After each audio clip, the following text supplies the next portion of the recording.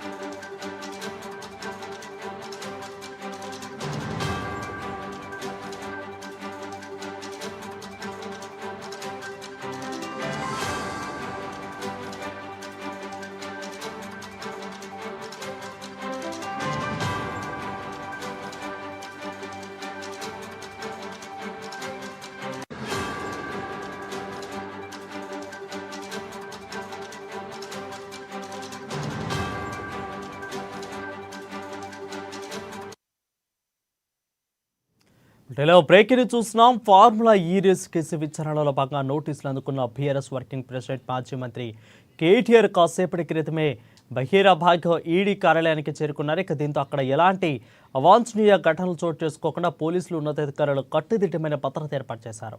KTR ED ఆఫీస్కు వెళ్తున్నారనే సమాచారం తెలియడంతో అక్కడికి భారీ ఎత్తున బీఆర్ఎస్ శ్రేణులు చేరుకున్నారు. అప్రమత్తమైన పోలీసులు కార్యాలయంలోనికి ఎవరిని రానివ్వకుండా అడ్డుకునే ప్రయత్నం చేస్తుండగా స్వల్ప తోపులాట చోటు చేసుకుంది.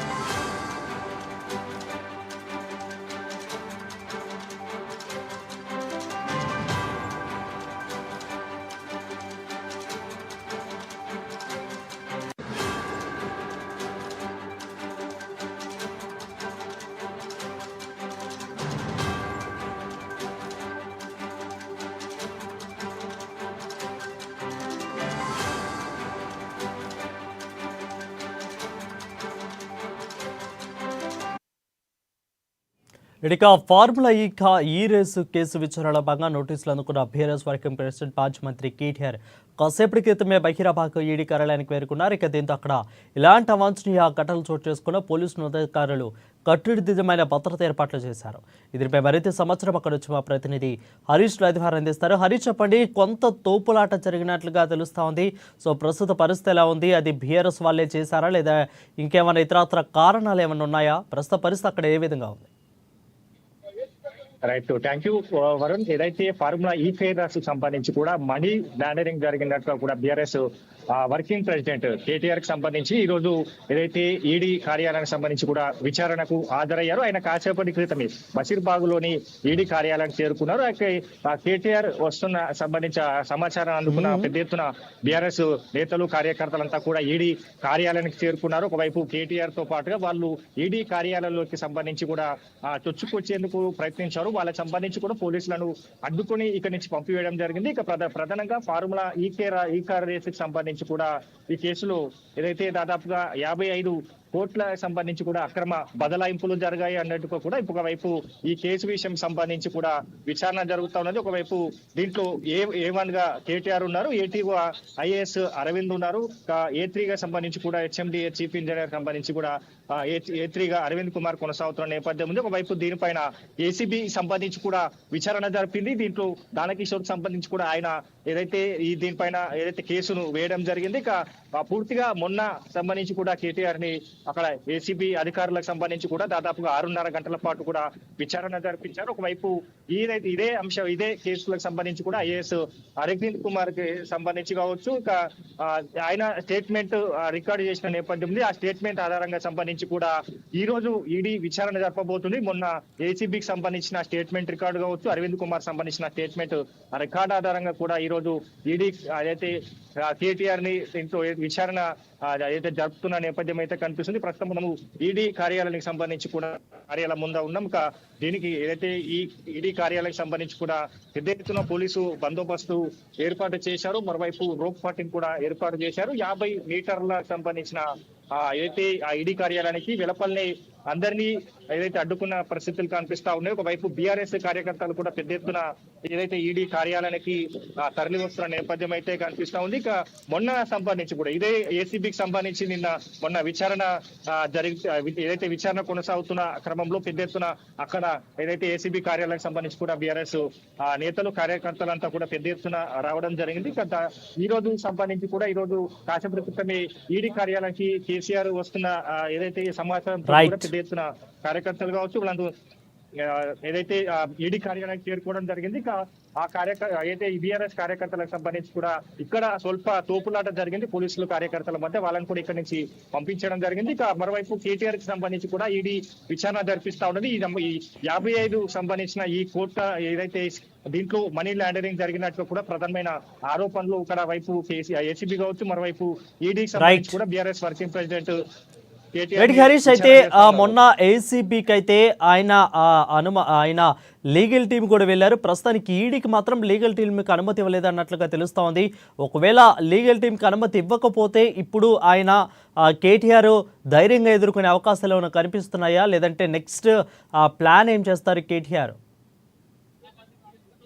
రైట్, మొన్న సంబంధించి కూడా ఆయన లీగల్ టీం సంబంధించి కూడా ఖాళీ విజిబిలిటీ అంటే పక్క ఏదైతే సపరేట్ గా ఏర్పాటు చేసిన రూమ్ లో నుంచి కూడా విచారణ చూసేందుకు విజిబిలిటీకి సంబంధింంచి కూడా పర్మిషన్ ఇచ్చారు. ఈ రోజు సంబంధించి కూడా అది లేనట్టుగా తెలుస్తా ఉన్నది. ఒకవైపు పెద్ద ఎత్తున సంబంధించి కూడా మొన్న జరిగిన విచారణలో కూడా దాదాపుగా 35 ప్రశ్నలకు సంబంధించి కూడా ఏసీబీ సంధించింది. ఈ రోజు ఈడీ విచారణ ఏ విధంగా ఉండబోతుందో ఒకవైపు మొన్న ఏసీబీకి సంబంధించిన స్టేట్మెంట్ రికార్డ్ ఆధారంగా కూడా ఈ రోజు విచారణ జరగబోతా ఉన్నది. వైపు దీనిపైన కూడా బీఆర్ఎస్ కావచ్చు, బీఆర్ఎస్ వర్కింగ్ ప్రెసిడెంట్ కేటీఆర్ కి సంబంధించి కూడా ఈ కేసుకు సంబంధించి కొట్టివేస్తా ఉన్నారు. దీన్ని ఏదైతే తనను ఇబ్బంది పెట్టేందుకు ఏదైతే ఈ ప్రభుత్వం కావచ్చు, ఒకవైపు ఏదైతే సీఎం రేవంత్ రెడ్డి వ్యవహరిస్తా ఉన్నాడో దీంట్లో ఎట్లాంటి సంబంధించి కూడా మనీ లాండరింగ్ జరగలేదు. దానికి సంబంధించి ఈ కేసులో సంబంధించి కూడా ఎఫ్ఈఓకి 46 కోట్లకు సంబంధించి కూడా బ్యాంక్ టు బ్యాంక్ లావాదేవీలు జరిగాయి. దీంట్లో ₹1 కూడా దుర్వినియోగం కాలేదు. ప్రతి రూపాయిగా కూడా క్లియర్ గా ఉన్నాయని కూడా ఒకవైపు ఏదైతే కేటీఆర్ చెప్తా ఉన్నారు.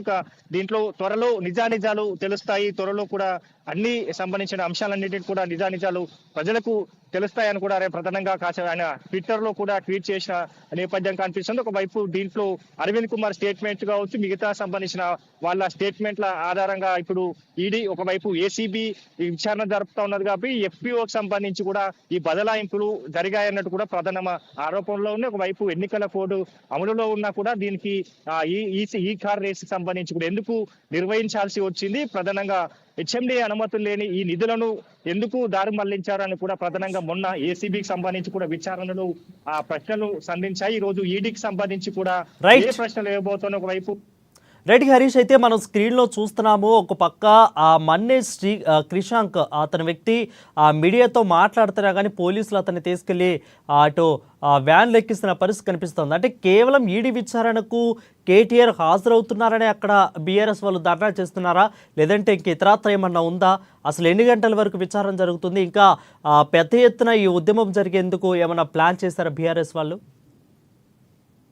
రైట్, ప్రస్తుతం మనము ఈడీ కార్యాలయం సంబంధించి కూడా ఏదైతే మెయిన్ రోడ్డు వద్ద ఉన్నాం. ప్రస్తుతం ఇక్కడ పోలీసు సంబంధించి కూడా పెద్ద ఎత్తున భద్రత కొనసాగిస్తున్నారు. ఒకవైపు రోప్ పార్టీని కూడా ఏర్పాటు చేశారు. మరోవైపు ఇటు ఏదైతే బీఆర్ఎస్ కార్యకర్తలకు సంబంధించి కూడా వాళ్ళను అక్కడ ఏదైతే ఎల్బీ స్టేడియం సంబంధించి కూడా అక్కడి నుంచి పంపించేయడం జరుగుతుంది. మరోవైపు ఒక వేకి సంబంధించిన ఈడీ కార్యాలయం ముందు ఒక వేలు కూడా మూసివేయడం జరిగింది. మరోవైపు ఎవరైతే ఇక్కడ ఏదైతే ఈ రోడ్లోకి వస్తున్నారో వాళ్ళకి క్షుణ్ణంగా వాళ్ళని పరిశీలించి వాళ్ళ వివరాలను తీసుకున్న తర్వాతనే ఈ ఈడీ కార్యాలయానికి సంబంధించిన ఈ రోడ్లకి సంబంధించి కూడా పోలీసులు ఏదైతే వాళ్ళకి సంబంధించి కూడా అనుమతిస్తా ఉన్నారు. ఒకవైపు ఏదైతే బీఆర్ఎస్ కార్యకర్తలకు సంబంధించి అంటే కేటీఆర్ ఏదైతే ఈడీ కార్యాలయానికి వస్తున్నట్టుగా కూడా ప్రధానంగా బీఆర్ఎస్ కార్యకర్తలు కావచ్చు, మన్నే కిషాన్ సంబంధించి కావచ్చు, బలక సుమన్ సంబంధించి కూడా పెద్ద ఎత్తున ఆయనతో పాటుగా కార్యకర్తలంతా కూడా చేరుకున్నారు. కేటీఆర్ విచారణకు వస్తున్నట్టుగా కూడా పెద్ద ఎత్తున ఒకేసారిగా ఈడీ కార్యాలయంలోకి కేటీఆర్ వెంట ఆయన వాహనానికి సంబంధించి కూడా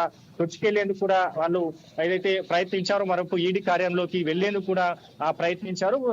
దాంతో ఇక్కడ పోలీసులు కావచ్చు, ఒకవైపు బీఆర్ఎస్ కార్యకర్తల నేతల మధ్య కూడా వాగ్వాదం చేసుకుంది, స్వల్ప తోపులాట కూడా చోటు చేసుకుంది. ఇక మన్య కిషాన్ సంబంధించి కూడా ఆయనని ఇక్కడి నుంచి బీఆర్ఎస్ సంబంధించిన ఎవరైతే తోపులాటలో చోటు చేసుకున్నారో, ఎవరైతే లోపలికి చొచ్చుకోలేందుకు ప్రయత్నించారో బీఆర్ఎస్ కార్యకర్తల నేతలను కూడా ఇక్కడ నుంచి పోలీసులు తరలివేయించారు. మరోవైపు అదే మెయిన్ రోడ్డుకు సంబంధించిన అసెంబ్లీ మెయిన్ రోడ్డుకు సంబంధించి కూడా ఏదైతే అక్కడ బ్లాక్ చేసిన నేపథ్యం కనిపిస్తుంది. ఎవరిని కూడా ఇక్కడ అనుమతించలేని పరిస్థితులు అయితే కనిపిస్తాయి. ఇక్కడ నుంచి కూడా బీఆర్ఎస్ కార్యకర్తల నేతలంతా కూడా ఒకవైపు అసెంబ్లీకి సంబంధించిన రోడ్డు ఏదైతే అక్కడి వరకు కూడా పోలీసులు అనుమతిస్తా ఉన్నారు. అక్కడి నుంచి సంబంధించి కూడా అక్కడ పెద్ద ఎత్తున బీఆర్ఎస్ కార్యకర్తలకు సంబంధించి కూడా గుమిగూడ ఉన్న కార్యకర్తలకు సంబంధించి కూడా అక్కడి నుంచి పంపివేయడం జరుగుతుంది. మరోవైపు కేటీఆర్ కి సంబంధించి కూడా లోపల ఈడీ కార్యంలో విచారణ జరుగుతూ ఉన్నది. ఇక క్షణక్షణం సంబంధించి కూడా ఈ విచారణ సంబంధించి కూడా ఒక ఉత్కంఠత తిరగలేదు. ఎందుకంటే మొన్న ఏసీబీకి సంబంధించి కూడా ఆ విచారణ జరుగుతున్న క్రమంలో కూడా బీఆర్ఎస్ కార్యకర్తలు కావచ్చు పెద్ద ఎత్తున వచ్చారు. దాంట్లో కేటీఆర్ కి సంబంధించి కూడా మరోసారి ఆయన మీద కేసు నమోదైంది, న్యూసెన్స్ క్రియేట్ చేశారు. అక్కడ మీడియాతో మాట్లాడేందుకు ప్రయత్నించారు. ఈడీ ఏదైతే ఏసీబీ కార్యాలయం పైన కూడా మరోసారి కేసు నమోదైన నేపథ్యం ఉంది. ఈ రోజు ఈడీ కార్యాలయం సంబంధించి కూడా పెద్ద ఎత్తున కార్యకర్తలు వస్తున్నారు. ఒకవైపు విచారణ జరుపుతా ఉన్నారు కాబట్టి ఈ విచారణకు సంబంధించి ఎన్ని గంటల వరకు విచారణ కొనసాగుతుంది, దానికి సంబంధించి ఎట్లాంటి ప్రశ్నలు ఆయన కేటీఆర్ కి సంబంధించి కూడా ఈడీ విచారణ జరుపుతా ఉన్నది కూడా మరి కాసేపట్లో అంటే లంచ్ టైం తర్వాత ఎట్లాంటి ప్రశ్నలు సంధించారు అనేది కూడా పూర్తి వివరాలు కూడా మరి కాసేపట్లో బయటకు వచ్చే అవకాశాలు అయితే కనిపిస్తున్నాయి. దాంతో పాటుగా ఇక్కడ బీఆర్ఎస్ కార్యకర్తలు కూడా రాకుండా పెద్ద ఎత్తున పోలీసులకు సంబంధించి కూడా భారీ బందోబస్తు కొనసాగుతా ఉన్న నేపథ్యం అయితే ఉన్నది. ఇక ఎట్లాంటి అవాంఛనీయ ఘటనలు జరగకుండా ముందస్తుగానే పోలీసుల భద్రత కొనసాగుతున్నట్టుగా కూడా పోలీసు శాఖ నుంచి పోలీసు ఏదైతే అధికారులు కూడా చెప్తున్న సిచ్యువేషన్స్ అయితే ఉన్నాయి. Varun, Harish for the clear updates.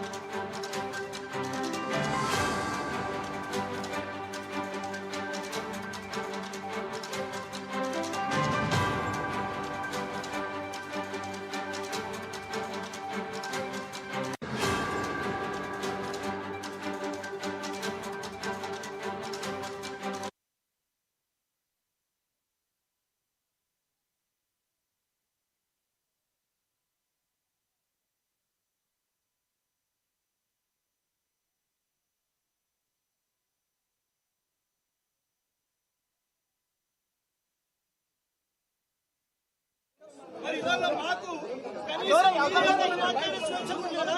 ఇవాళ ఇక్కడికి వచ్చి మీడియాతో